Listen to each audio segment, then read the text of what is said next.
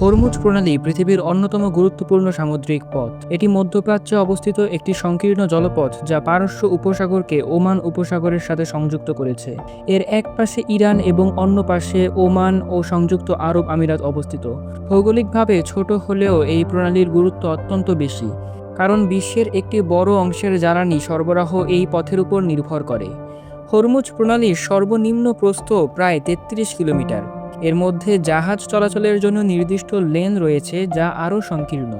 এই প্রণালী মূলত পারস্য উপসাগরের তেল সমৃদ্ধ দেশগুলোকে আন্তর্জাতিক বাজারের সাথে সংযুক্ত করে।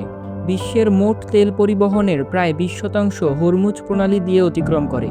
প্রতিদিন আনুমানিক ১৭ থেকে ২০ বিলিয়ন ব্যারেল তেল এই পথ দিয়ে পরিবহন করা হয়। এছাড়াও বিশ্বের তরল প্রাকৃতিক গ্যাস বা এলএনজির একটি বড় অংশ, বিশেষ করে কাতার থেকে রপ্তানিকৃত গ্যাস এই প্রণালী ব্যবহার করে।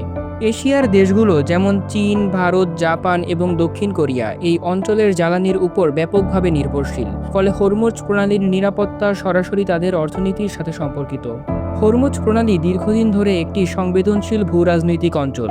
এখানে প্রায়ই বিভিন্ন দেশের সামরিক উপস্থিতি লক্ষ্য করা যায়। চলতি বছর মার্চ মাসে ইরানের তৎকালীন সর্বোচ্চ নেতা আয়াতুল্লাহ আলী খামেনির মৃত্যুর পর ইরান হরমুজ প্রণালী মার্কিন যুক্তরাষ্ট্র, ইসরায়েল ও তাদের মিত্র দেশগুলোর জাহাজের জন্য বন্ধ করে দেয়। এর ফলে বিশ্বে তেলের দাম ব্যারেল প্রতি $১০০ করে বৃদ্ধি পায়। এই ঘটনা দেখায় যে হরমুজ প্রণালীতে সামান্য অস্থিরতাও বৈশ্বিক জ্বালানি বাজারে বড় প্রভাব ফেলতে পারে। হরমুজ প্রণালীর উপর নির্ভরতা কমানোর জন্য সৌদি আরব একটি গুরুত্বপূর্ণ বিকল্প তৈরি করেছে যা ইস্ট ওয়েস্ট পাইপলাইন নামে পরিচিত।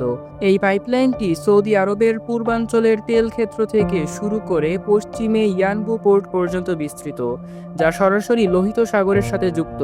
এর পরিবহন সক্ষমতা প্রায় ৫ থেকে ৭ মিলিয়ন ব্যারেল প্রতিদিন। এটি হরমুজ প্রণালীকে এড়িয়ে তেল রপ্তানির একটি বড় বিকল্প হলেও সৌদি আরবের মোট উৎপাদনের তুলনায় এটি এখনও সম্পূর্ণ বিকল্প নয়।